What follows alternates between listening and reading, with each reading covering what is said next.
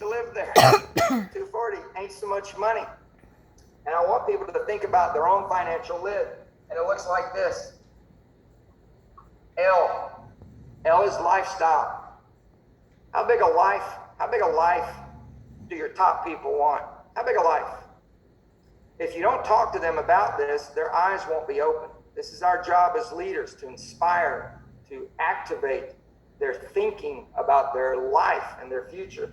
Lifestyle is housing, it is cars, transportation, it is dining out, it is clothing, it is vacations. Are your people taking one vacation a year and they take the kids to Disney? That's a vacation for the kids. That ain't a vacation for your people. You come back from that, you need a vacation from the vacation. Trust me, I have 4 kids. That was never any fun for me. So what do? Do they want to have a beach house? Do they want to have a ski house? Do they want to have a fancy boat like Shane does? I mean, what do they want? What's their lifestyle? What's their lifestyle? My wife and I designed our life, and we built to the life we want. And I'm sitting talking to you today, staring out at the Gulf of Mexico. I'm at our beach house. I got a house in the mountains in Canada that I can't go to because Americans are banned from Canada right now.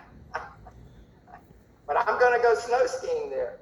Well, what do your top people want? This is what they need to be awakening to.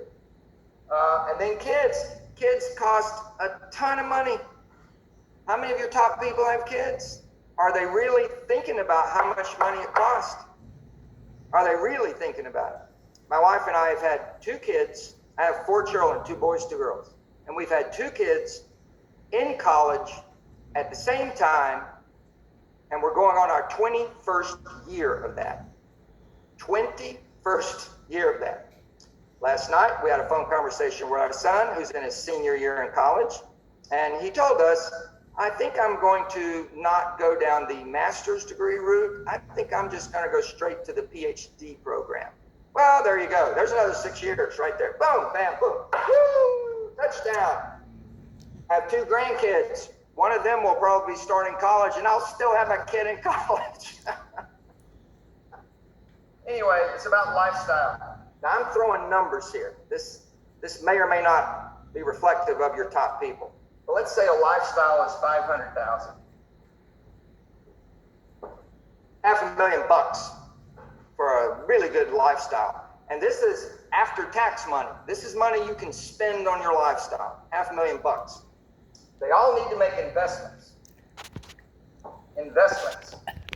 And a lot of people think about investing as something that everybody should do, and you should do as much as you can. And that's a terrible way to think about it, because you can't build a plan for do as much as you can. But you can do a plan if you're focused on one number. And I don't think your top people get this. Their investment thinking, their investment plan should be around one number, and it's that number. It's that number. Because the goal of investing is to accumulate an asset base that spits out cash, a dividend, and that dividend should aggregate over time. It should grow and grow and grow as you add to your portfolio until the dividend payment is the same or higher than your lifestyle. And the day you hit that number, you're there. You're there. And people who get there don't quit working.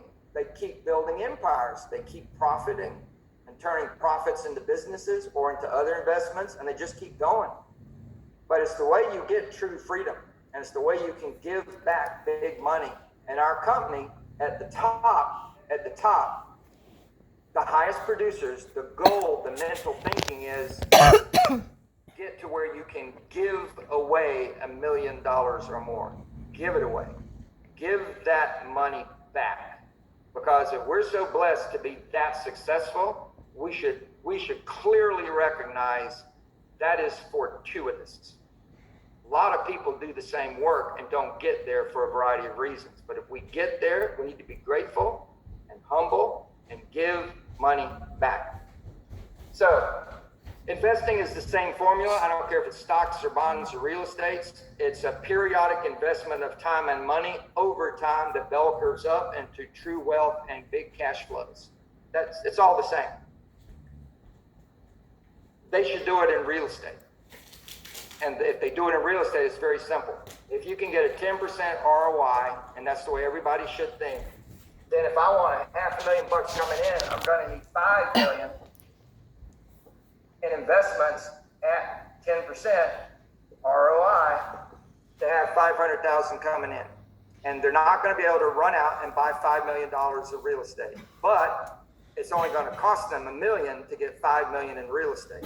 So every year they need to make extra money over that in order to be able to buy one asset or two assets or three assets that aggregate are $500,000. And if they do that 10 years in a row, they will have accumulated the $5 million in assets.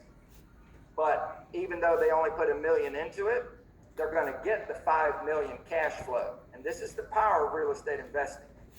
It only cost me $1 million, but I'm buying the $5 million cash flow. And then I turn the $5 million cash flow into paying off the other $4 million. And there's no asset you can invest in that does that. None. And the only thing you've really got in it is 20%. So properties can go down 50% and you still got double your money you put into it. Strangers put up all the rest of the money. And by the way, everything I'm talking about is right out of MREI.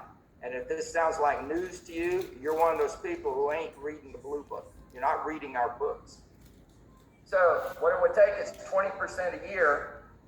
20% a year of that number. So if they're going to buy a $500,000 asset or assets a year, they're going to need $100,000. Every year, another $100,000 to go into investments. So now we're up to $600,000. They need. This is after tax. They need $600,000. And now we got to take care of debt reduction. Debt reduction. By the way, this conversation, the financial lid, the TL and the OP, the TL should be having them with the 20%, but the OP maybe with the top 1, 2, 3, 4, 5 people sit down and talk to them about money. And I didn't mention it, but in this category, it's not just kids, it's aging parents who might run out of money. A lot of your top people have parents that are in retirement.